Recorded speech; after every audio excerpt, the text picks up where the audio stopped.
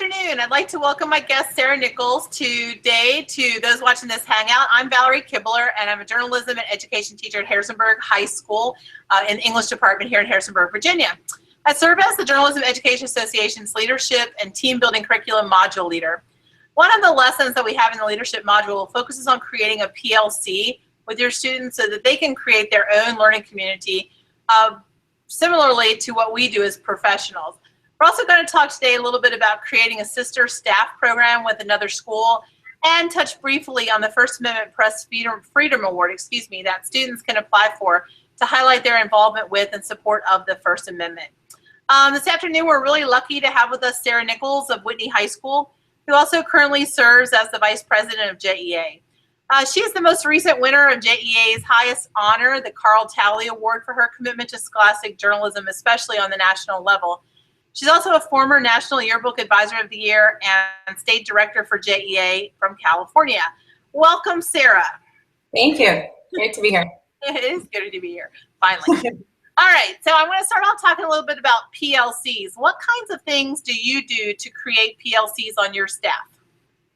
Well, we start on our staff at the most basic level, which just means within our newsroom, there are opportunities to form those small groups. So we do some based on ability or experience level, meaning that beginning students are in a PLC, and then mid-level students, and then what we call row leaders, which also happen to be our section leaders or section editors, and then our editorial board. You know, each of those groupings of students serves as a small group PLC because they're of a same level of experience, and so they're going through some of the same things and can really share ideas and best practices suited to their where they are in their learning so far. So that's the entry level. And then we also have PLCs formed based on the kind of beat system that we use. So for example, sports reporters are part of a sports PLC that's very different from what students who work on other beats are part of, such as off-campus or lifestyle-oriented beats. So they're able to group in those ways.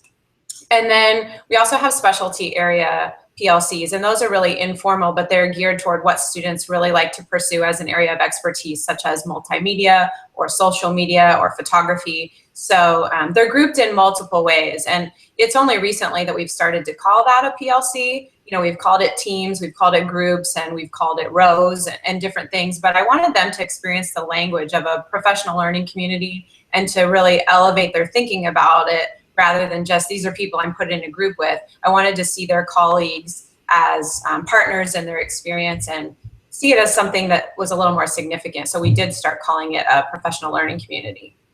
So in those groups and those teams, do you actually ever have any kids who are members of multiple teams? Oh yeah, they're all members of multiple teams.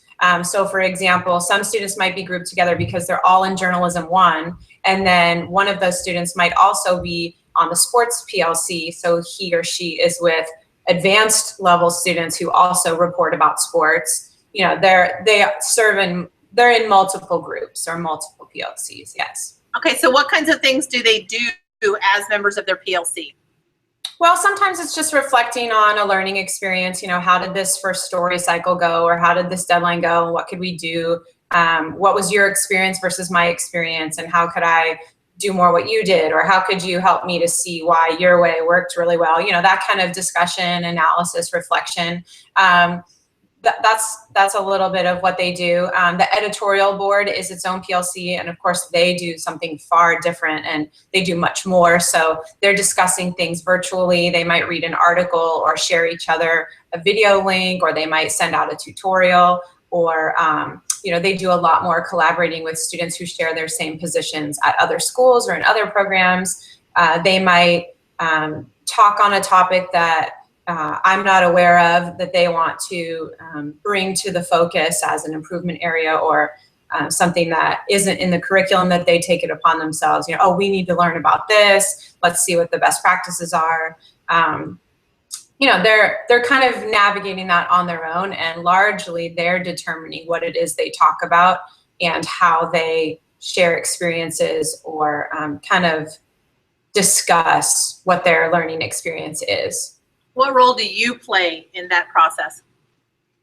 Really, I just serve as a facilitator in the more beginning level PLCs, such as a group of Journalism 1 students. I'm asking a lot of guiding questions. You know, how did you feel about this interview? Why don't you guys all talk about, you know, your rewrites on this first draft, or what was your level of comfort using InDesign on your first page? You know, I'm giving them guiding questions, and then they're able to talk about you know, the students who had a great experience can say, well, here's what I did and how it went, or, well, I asked this person for help, or I looked up at this tutorial, or I can't, you know, I provide the questions, and then it can kind of stem from there.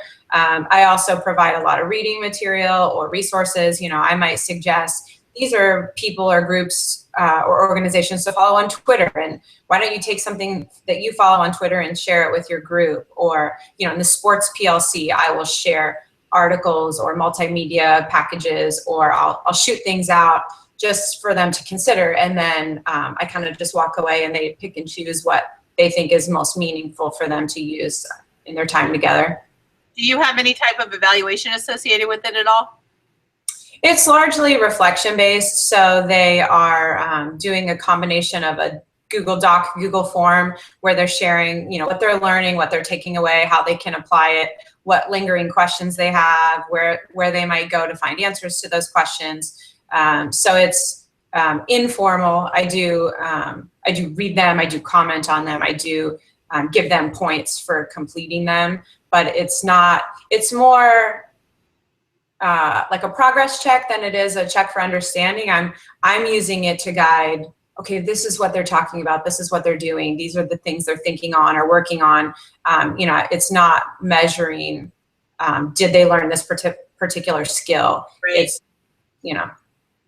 Has it gotten to the point with your upper level ones, your editorial PLC, where they begin to really choose their own topics and maybe find their own articles and share with each other to kind of they guide their own? Absolutely. We've seen that now for a few years, that the editors are truly like the best and most like professional working model of a PLC, because they do that with each other, and then they've branched out to do that with other schools and with professionals and with relationships that they've built. And I'm entirely out of that one. So they will share things that I find out later, you know, that one student brought into the fold a particular article or topic or issue or concept that you know, just came completely externally. And so, yeah, they're really driving that on their own. They take the initiative to email people or say, hey, would you Skype with us, or could you meet with us? You know, we're going to be at the convention in Orlando. Could we sit down with you? You know, they've gone out and sought those connections on their own, which is Right. really exciting. I mean, that's when it's truly operating as I intended. Yeah, and almost a great mirror of a professional PLC anyway. So that's a great segue to talk a little bit about the sister staff experience, which I firmly believe can be for a staff of any experience level.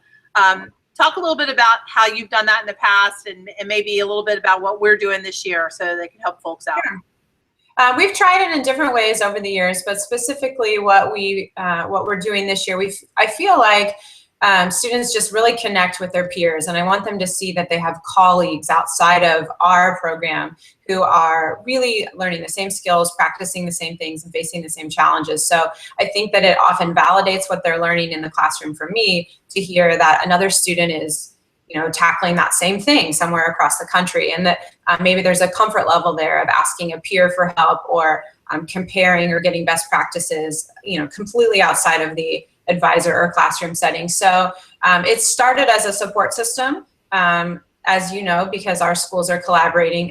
You know, the introduction was largely based on getting to know each other, sending little care packages, you know, encouragement during deadline times, you know, another set of audience members saying, hey, we'll follow your social media, we'll read your stories, we're excited to see what kind of work you produce. But then as those relationships formed and as students became comfortable together, they're able to have Google Hangouts. They correspond through text message and email. They can ask each other, hey, I'm working on this editorial, what do you think about this? I know one of the things they talked about together early in the year was advertisement sales, because that was just an area where they had a lot of questions of different ways that maybe we could operate differently or better, and they really wanted to, you know, pick your students' brains on that. So they've identified, you know, key areas where they want to learn or grow or maybe change things. They're very interested in experimentation and very open to new ways of doing things. So it has just really stemmed from there, from the hangouts to supporting each other during, you know, key deadline times or stories that they might be covering that are a little more delicate. You know, it's just another set of allies, so to speak, as we learn and grow together. So it's been a really positive experience. It really has been. And I think one of the fears from my end and my students' end in the beginning was, oh my gosh, are we going to be acceptable to them? Are they going to be like us? And that very first Skyping experience was pretty much like a blind date. Right. But what has been fascinating to watch has been some of the least active kids in my staff who really have made those connections individually on things outside of the classroom, where they are communicating, and I hear about that just randomly.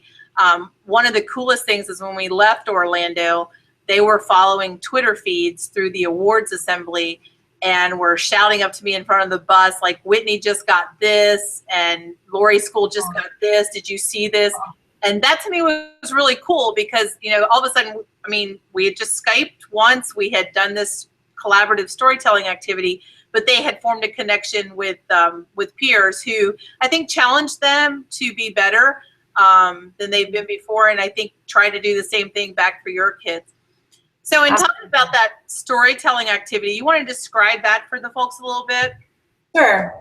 So I think one of the best things that we can offer for our students is that authentic experience of doing journalism outside of our campus, since they have a pretty set school culture of where they report and the stories they tell. So done this a few times now, that when we travel to a national convention, we go in a little early and the students work in teams and just report on the area we're visiting, whether it's a downtown area or we maybe travel a little outside of the city to explore. But they work in teams and they literally just find the story and report it while we're there on location. So with the team concept, I was really hoping that students could collaborate with a new set of students and maybe share their areas of expertise, kind of like the Maestro system, but also along the idea that every student should be able to do everything. So they could partner up and plan a concept out on the fly that would involve, you know, various pieces so that each story was a true story package, and that they would have the courage and confidence to do that, you know, outside of school, and that they would operate on a deadline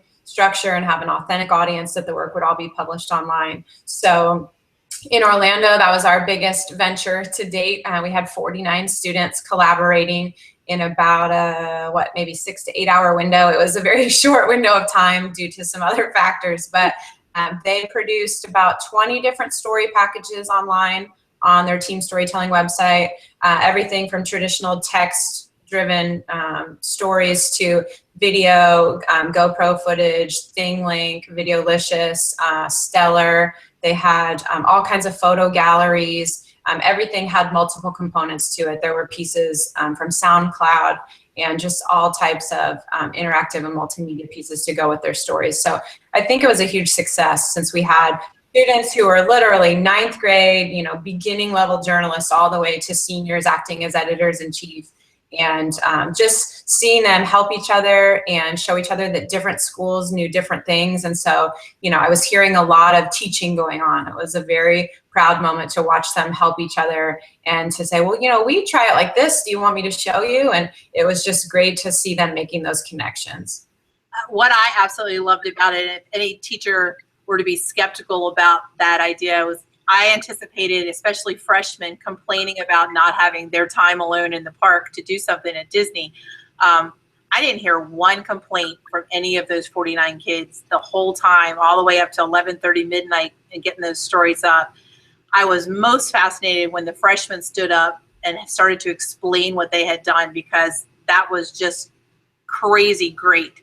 It was an unbelievable experience that I think oftentimes I must not give enough credit to my kids for what they can stand up and do. But they did it, you know, against all odds that day, and they went in there and actually were able to produce. I think it was pretty decent journalism what those kids did that day. I would, like you, was fascinated watching the groups teach each other new things. And you never really know what they get until we got home and my kids do these it was first 10 presentations this time because they did so many different sessions in Orlando. But I asked them if there were one thing that you had to hold on to and you didn't want anyone to lose sight that you learned in Orlando, let's put it in a document and let's make you the expert on that thing. And that document filled up in a night. And that was like a voluntary assignment. And that was cool. And part of that was that collaborative effort. So thanks for that, but I hope a lot of other schools will get involved with that as well.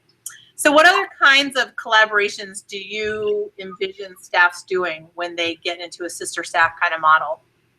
Well, I think it can be as small or as large as any staff envisions, really tailoring it toward what they want to get out of it. For example, you know, a student of mine has really been diving into editorial writing more this year, and I can see her reaching out to a partner school just to say, hey, I know you have experience with this. Would you read my editorial? Can you talk me through?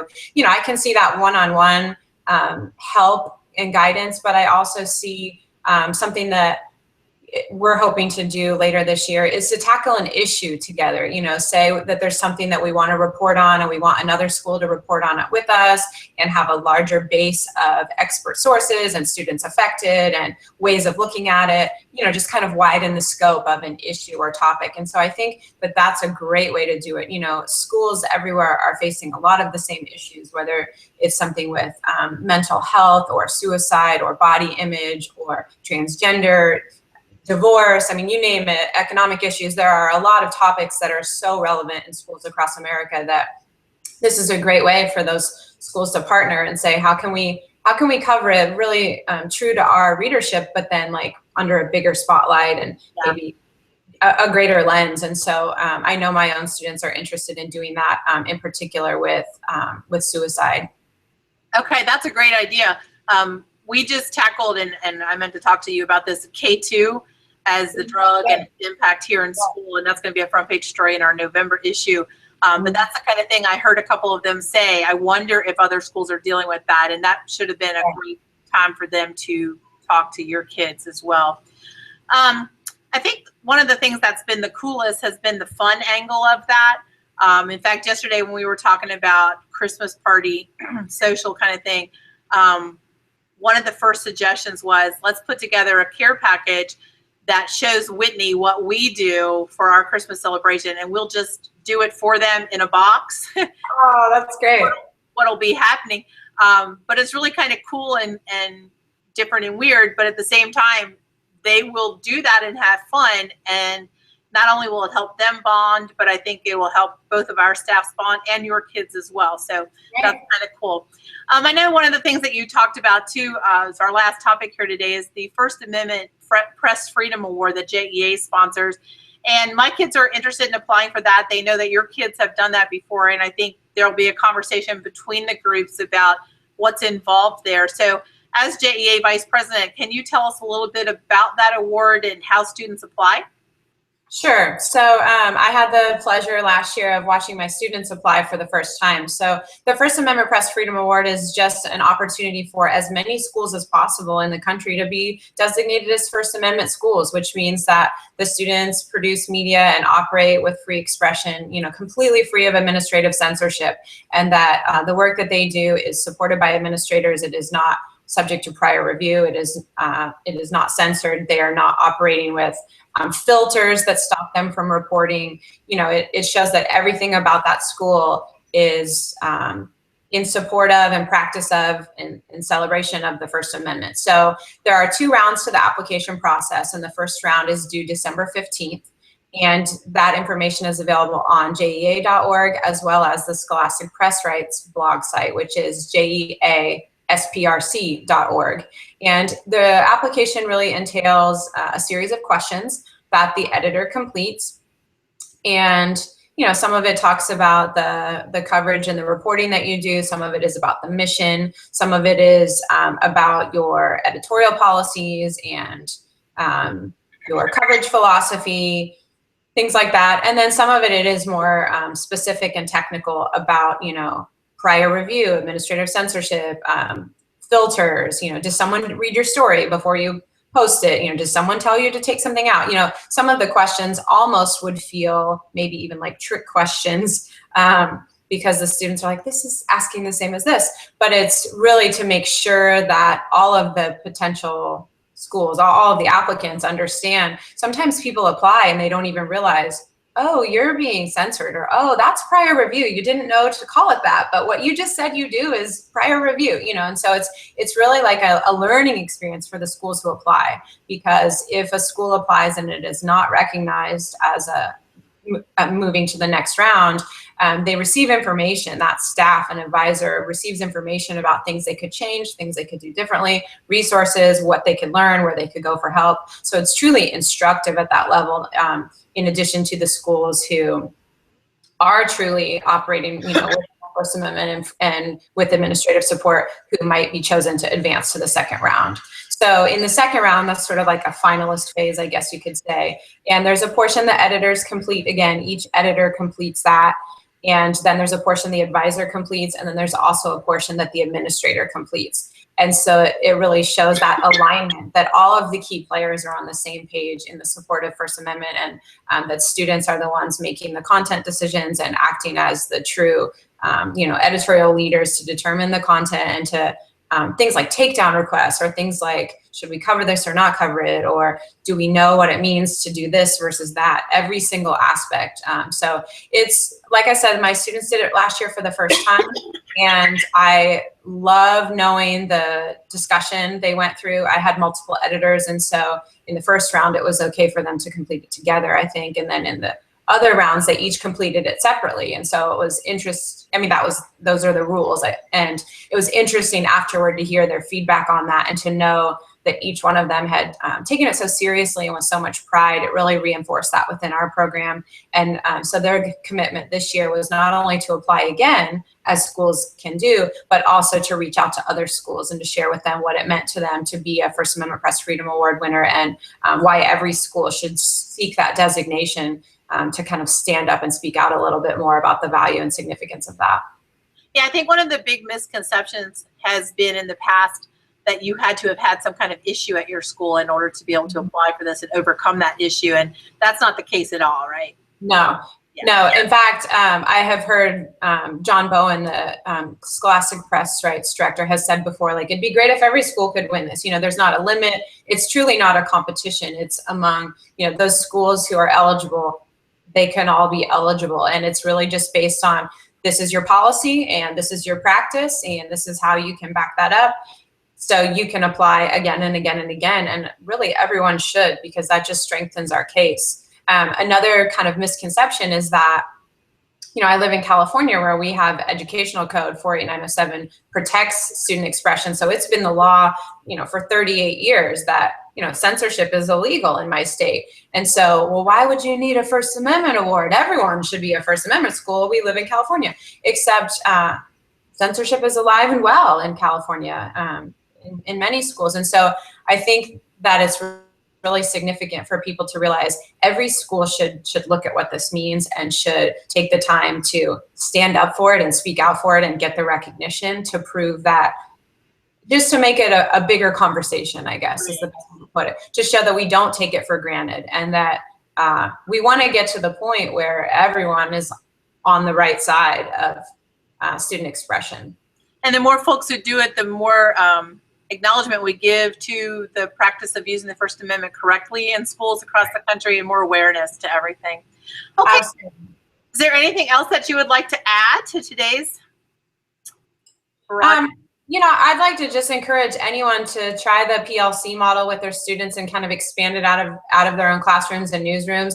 Just starting small, just any kind of collaborative conversations are really meaningful for our students. And it doesn't have to be big and elaborate to make a difference, and to help them see that in anything we want to do, there's always someone we can learn from, and someone who we can study or examine to get better. I think that's probably the main takeaway.